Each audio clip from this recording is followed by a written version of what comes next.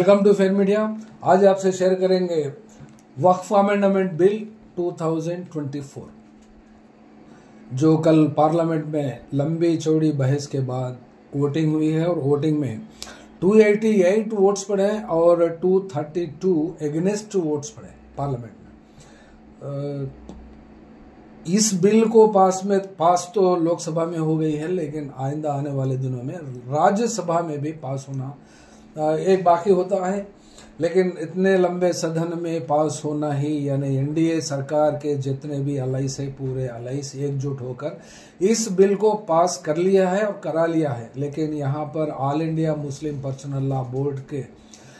बात या फिर all India Muslim Personal Law board जो तरीक़ा इख्तियार किया था, जो अपना मूवमेंट को चलाने और देश भर में डेमोन्स्ट्रेशंस करने के लिए मुसलमानों को जो कॉल किया था, वो बात तो हिंदुस्तान में तकरीबन स्टेटों में तकरीबन मुकामात पर प्रोटेस्ट और धरना प्लाकार्ड लेकर जुमा नमाज के बाद और जो अपने दिन जो बताए थे, जहां जहां डेमोन्स्ट्रेशन करने के लिए वहां तो मुसलमानों ने एकजुट होकर अपना प्रोटेस्ट तो जताया। लेकिन all India Muslim Personal Law board खासकर जो स्ट्रैटेजी अपनाया था, वो तो किसी तरीके से एक मानों में, एक मतलब में सही स्ट्रैटेजी थी। वो इसलिए थी कि नीतीश कुमार जो सपोर्ट करते हैं मोदी सरकार को और नारा चंद्रबाबू नायडू आंध्र प्रदेश से सपोर्ट करते हैं, उन दोनों से मिलकर उन दोनों को अपील करने के बाद में फॉर्मली वो लोग बात मुसलमान इन लीडरों को तो एक तवक्के की थी और प्रॉमिस की बात फॉर्मली तो एक्सेप्ट किया था। लेकिन ये लोग के सियासी जिंदगी में और सियासी जिंदगी में जो पैतरे बदलते रहते हैं, जो हालात को बदलते रहते हैं, जो अपना मन बदलते रहते हैं और अपनी ज़रूरियात को पूरी कर लेते हुए ही 40-40 साल का पॉलिटिकल कैरियर में आज तक भी ये लोग कितनी बदनामी भी उठाए या फिर कितना अच्छा नाम भी कमाया हो, लेकिन all India Muslim Personal Law board के जैसे लीडरों को, जैसे लोगों को कितनों ने नहीं देखा होगा, कितनों को देखकर ही यहाँ तक तो पहुंचे हैं। नारा चंद्रबाबू नायडू जैसा इंसान अपने जिंदगी में जिनकी बेटी से शादी करी थी, उनसे ही नहीं निभा सका जो रिश्ता, और जो मुसलमानों को आंध्र प्रदेश में असेंबली इलेक्शन से पहले जो वादा किया था और इफ्तार पार्टियों में बढ़ चढ़कर जो हिस्सा लिया था, वो उस वादे से भी मुकर गया और पलटू राम के नाम से जो नीतीश कुमार जाने जाते हैं बिहार स्टेट में, और वहां तो all India Muslim Personal Law board की बात बाद में जो कल के प्रेस कॉन्फ्रेंस में हो या फिर दूसरे मीडिया चैनल्स को हो जो इंटरव्यूज दिया है, जो उसमें बयानात में अपना दावा जो पेश किया है, इस साल सितंबर अक्टूबर के महीने में जो इलेक्शन बिहार में होता है तो वहां हमारा हिसाब बताएंगे या फिर हमारी ताकत बताएंगे, ऐसी बात तो होती है। लेकिन यहाँ बाजू के स्टेट में आंध्र प्रदेश में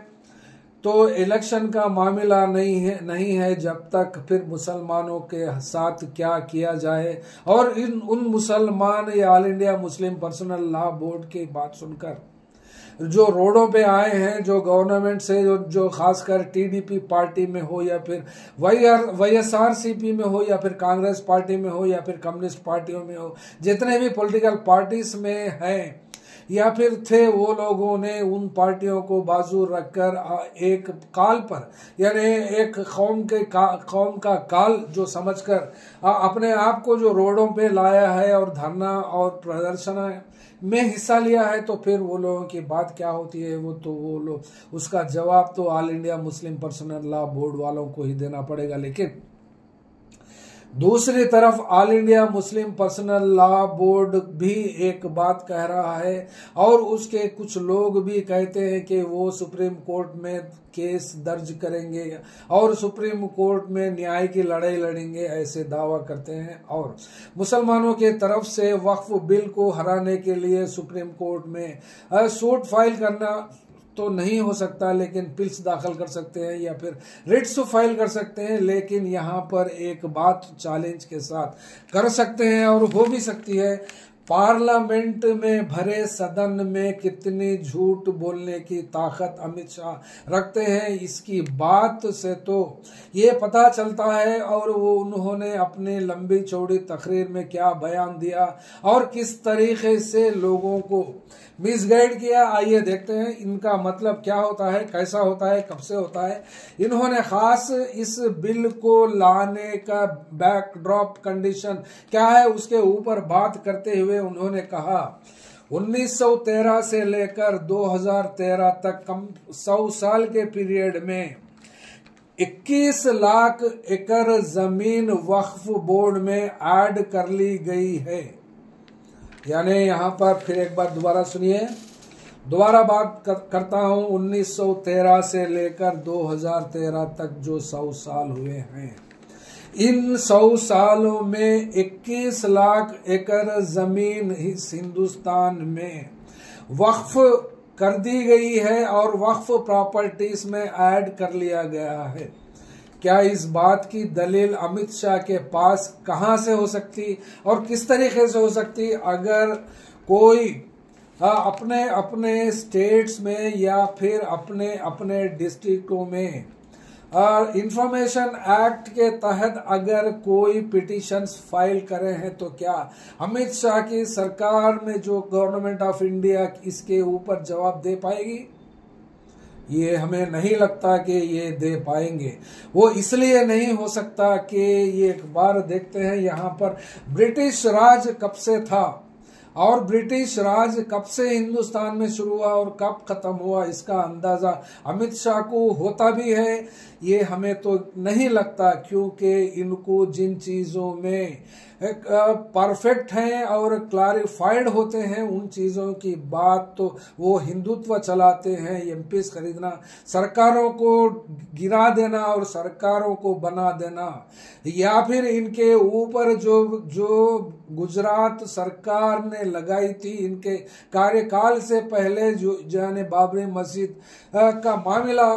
होने से पहले वहां पर जीनोसाइड जो गुजरात में किया गया था, उसके बाद में जितने केसेस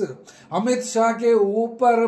बुक हुए थे, रजिस्टर्ड हुए थे और गवर्नमेंट में आने के बाद में उस केसों से धुलवाई और सफाई करके आज अमित शाह हिंदुस्तान सतह पर होम मिनिस्ट्री 10 साल से संभालते हैं। तो फिर न जाने कितने जजमेंट्स और कितने जजों को बदल कर दिलवाया है और दिलवाते हैं। और इस मामले में भी, इस बिल पास कराने में भी, यानी नारा चंद्रबाबू नायडू को ग्रांट्स को देने की बात में हो या फिर अमित शाह से ब्लैकमेल करने में नारा चंद्रबाबू नायडू हो, फिर नारा चंद्रबाबू नायडू को बिल को सपोर्ट करने में दोनों के बीच में क्या डील हुई है और क्या मामले तय हो पाए हैं, वो आइंदा आने वाले दिनों में तो आपके सामने जरूर पेश करेंगे। और दूसरे तरफ वहां पर बिहार की बात आती है तो फिर नीतीश कुमार अपने बेटे को प्रमोट करना भी चाहते हैं और दूसरी तरफ अमित शाह से डरते भी हैं। और वहां पर इतने सालों से जो बात करते हुए आए हैं, न्यूट्रल फेस का नाम बताकर वोट ने लिया है और अमित शाह भी कह दी है कि इलेक्शन के बाद में ही वहां पर सीएम फेस किसको बनाए जाएंगे और किसका सीएम फेस है तो इलेक्शन की बात होती है। तो फिर यहाँ पर नीतीश कुमार के सामने इंडिया गठबंधन के साथ जाना है या फिर अलग से होकर वहां के लल्लू प्रसाद यादव की पार्टी के साथ जाना है या फिर कांग्रेस के साथ रहना है, नहीं रहना है, क्या है, अभी पशोपेश में ऐसा दिखता है। लेकिन वहां के हालात को देखते हैं तो फिर किस तरफ वहां की पार्टी जाती है, चौतरफ से बिहार स्टेट को घेर रखा है। वो मामले को जानते भी हैं या फिर जान के अनजान भी है, ये मामला तो नीतीश कुमार का है। लेकिन यहाँ पर बिल तो पास हो गई है, लेकिन next all India Muslim Personal Law board के सामने एक बड़ा सा मैदान खुला हुआ है। यहाँ पर ये मैदान इसलिए हम कहते हैं कि फिर यहाँ ये बिल लाने में अमित शाह को 21 लाख एकड़ जमीन इस वक्फ बोर्डों को किस तरीके से हासिल हुई है और कैसा हासिल किया है, हम इसके ऊपर बात यूं ही करेंगे कि फिर 1919 में कौन सरकार थे और किसकी सरकार थी और क्या अमित शाह की बीजेपी उस वक्त थी? तो फिर इसका जवाब में आप भी ढूंढ सकते हैं, ना ही आरएसएस थी और ना ही जनसंघ थी और ना ही भारतीय जनता पार्टी या बीजेपी पार्टी थी। तो फिर ये इन्होंने 1913 से लेकर कौन से हिसाब से हिसाब किया है, और 100 साल में ये 21 लाख एकड़ जमीन कहां से आ गई, किस तरीके से आ गई, इसका तो मामला कोर्टों में अमित शाह के ऊपर चैलेंज भी करना पड़ता है। और कोर्टों में हिंदुस्तान के सतह पर अगर all India Muslim Personal Law board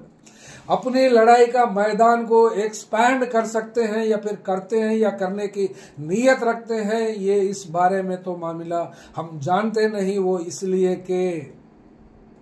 साल में या 10 साल में एक बार आकर अपील करना या प्रेस क्लब ऑफ इंडिया में बात करना या फिर 4-5 स्टेट्स घूमना, ये बात रोजमर्रा जिंदगी में अवाम के साथ जुड़ने वाली सियासी पार्टी के लोगों से ये लोग कहाँ तक समझते हैं, ये अपने आप को क्या पीर पैगंबर अगर कोई मुसलमान नेता समझता है तो फिर वो एक गलत फहमी में है और वो वहाँ ग्राउंड रियलिटी से भागा हुआ इंसान का एक मेंटालिटी होती है जो आवाम में टिकती नहीं और जो आवाम में ठहरती नहीं, जो आवाम को समझ पाती नहीं। तो फिर ऐसे लीडरों में रहकर और ऐसे लीडर्स की क़यादत में क्या हो सकता है, तो फिर कुछ न कुछ हो सकता है अगर नीयत सही रखे और नीयत के मुताबिक काम करे और काम के हिसाब से अपना मामला यानी डेली बेसिस पर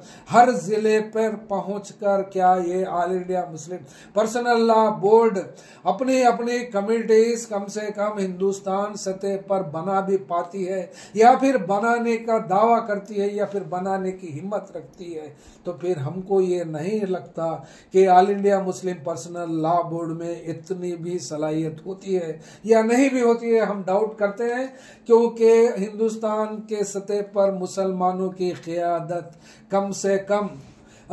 से कम भी अगर हिसाब करें तो दर्जनों में बटी हुई है और हर पार्टी में अपना मामला कुछ न कुछ मुसलमान उस पार्टी से जुड़कर अपने माँ बाप से ज्यादा उस पार्टी के नेताओं के गोद में खेलते हैं और कुछ लोग भी तो उन नेताओं के गोद में ही अपने आंख खोले हैं, अपनी सियासी जिंदगी को चलाते हैं और समझते हैं वही दुनिया है। लेकिन दुनिया अलग है, हिंदुस्तान की सच्चाई अलग है। इस हिंदुस्तान की सच्चाई में मुसलमान कितना पानी में है और कितना वक्त इस सोसाइटी को, इस देश को, इस मुल्क को या अपने मुसलमानों को दे सकता है, ये मुसलमान की क़यादत से नहीं हो पाया है। वो इसलिए नहीं हो पाता है कि आज के दिन और आज तक भी क्या एक जुमे का बयान हो या फिर एक दिन की मीटिंग हो में अगर कोई इंसान अपना ख्याल को बदल सकता है तो फिर वो कौन इतना बड़ा नेता हो सकता है मुसलमानों में, ये तो सवाल बाकी है। आइए देखते हैं फिर अमित शाह का ही मामला। अमित शाह को एक बात पता चलना होना चाहिए था, ब्रिटिश राज 1757 में पूरा मुकम्मल हिंदुस्तान दो चार प्रोविंसेस को छोड़कर बाकी का पूरा ब्रिटिश राज में अंग्रेजों ने अपना रूल चलाया और अपनी सरकारें चलाई, जिसमें तेलंगाना का निज़ाम आता है, निज़ाम का एरिया आता है और जूनागढ़ आता है और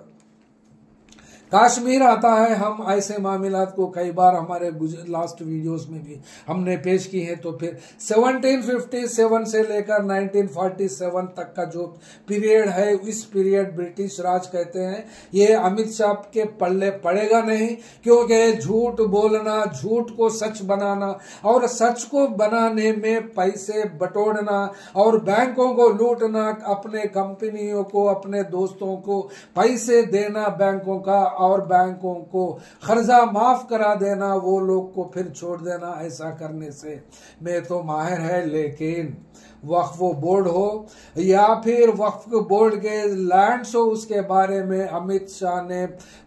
कंप्लीट पार्लियामेंट को मिसगाइड किया है, और मिसगाइड करने से लोग मिसगाइड होते हैं और सियासी पार्टी ही मिसगाइड होते हैं, तो फिर मामूली जनता का, मामूली मुसलमान की क्या औकात, क्या हैसियत, क्या मामला हो सकता है, क्या कर पाते हैं। तो फिर आइए देखते हैं हिंदुस्तान सतह पर वक्फ लैंड्स कितने हैं और कितने स्टेट्स में कितनी कितनी जमीनात है। उसके ऊपर अगर बात करते हैं तो हिंदुस्तान में फर्स्ट मिलिट्री और डिफेंस के पास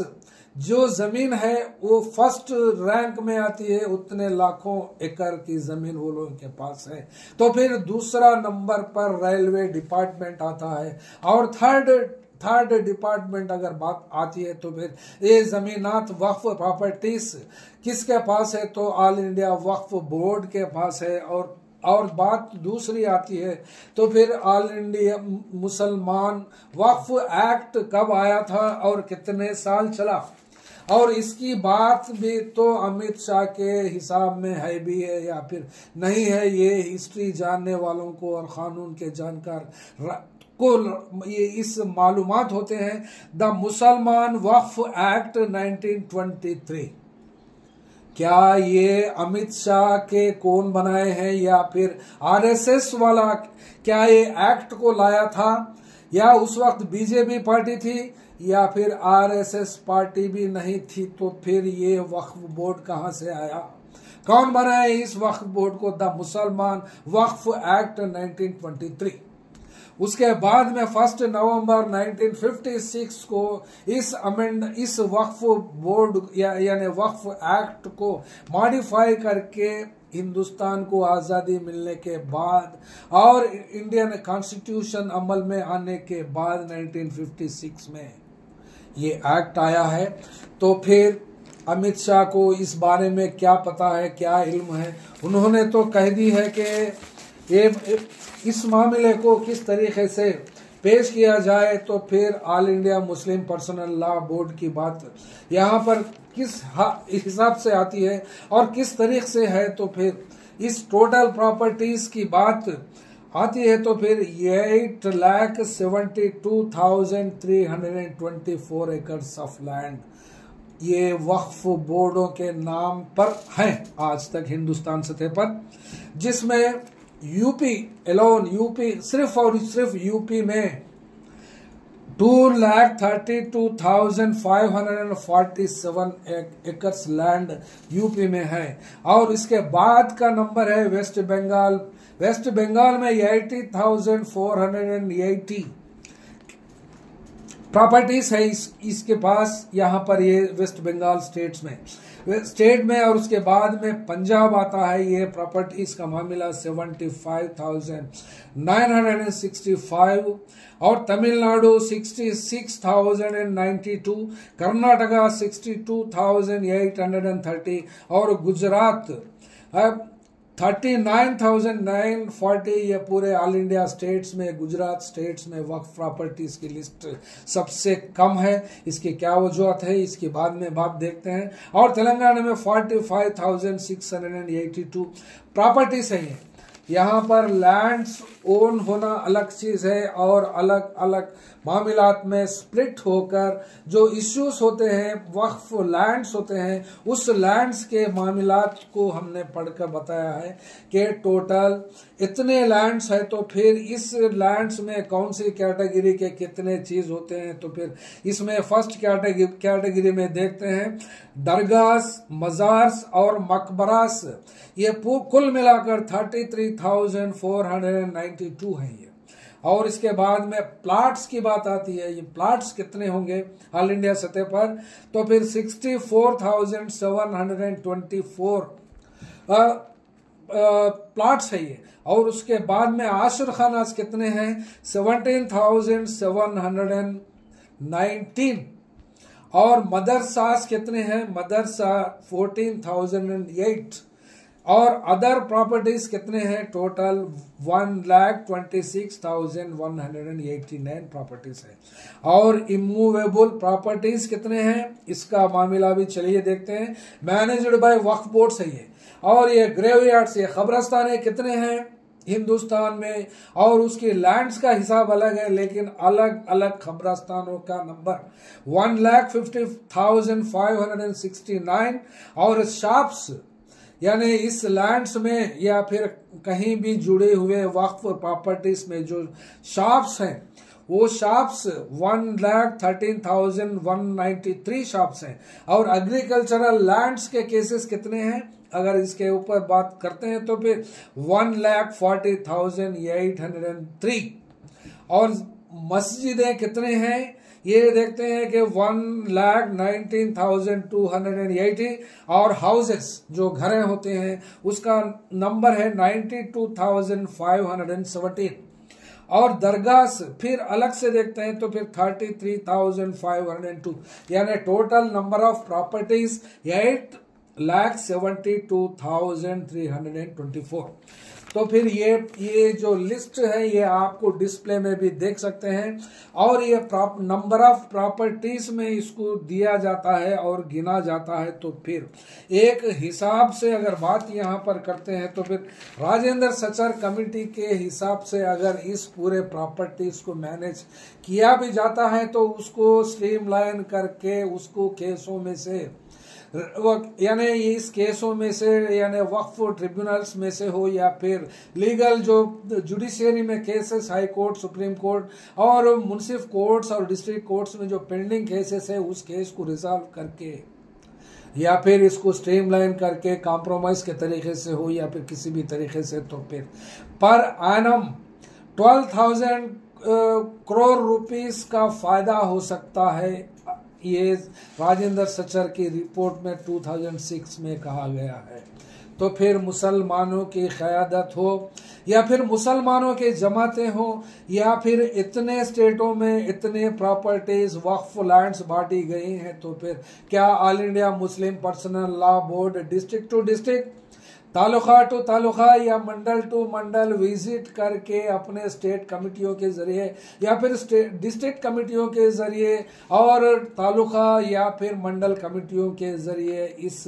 मामलात को अगर तय करता है तो यहाँ पर काम करने वाले चंद मुट्ठी भर लोग से हटकर